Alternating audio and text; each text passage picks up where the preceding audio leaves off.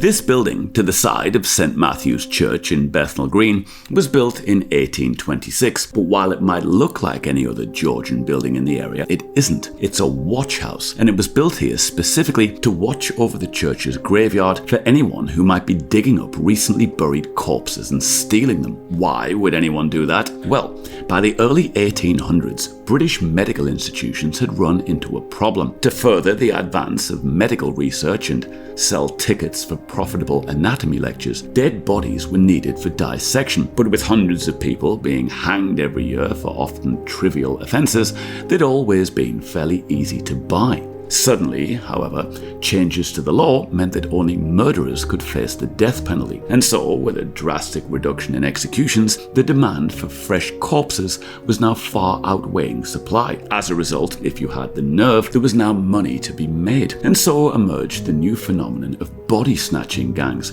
who were also sometimes known as resurrection men. The process was fairly simple. Learn of someone's funeral taking place, wait for everyone to leave, and then turn up in the middle of the night to dig them back out again. If you then happen to know a medical professional who wouldn't ask questions, a big bag of cash could be yours. But horrified members of the public had been taking action. Some had started burying their relatives in iron coffins that couldn't be opened, or even installing a moat safe like this one across the grave so that nobody could dig into it. Others, however, would simply choose a burial spot within sight of the watch house, from where grieving relatives or hired goons could watch over the site until the body was surely too rancid to be of any use to anyone. Despite all of that though, by 1831, a 33-year-old man named John Bishop had successfully resurrected and sold as many as 1,000 corpses, and was the East End's most notorious body snatcher. He was probably the reason that the house was built in the first place, but having apparently grown tired of digging,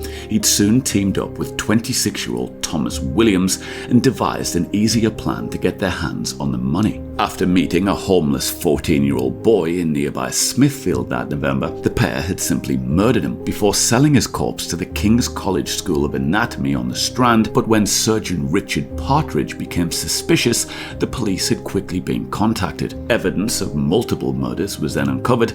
The pair were sentenced to death, and then on the 5th of December were hanged in public at Newgate before a gigantic crowd of more than 30,000 people. A young William Calcraft was their executioner, and when it was all over, their bodies, somewhat fittingly, were sold to a medical institution to be dissected for medical research. Don't forget to leave a like on the video, and I'll see you back here next week for another Morbid Monday.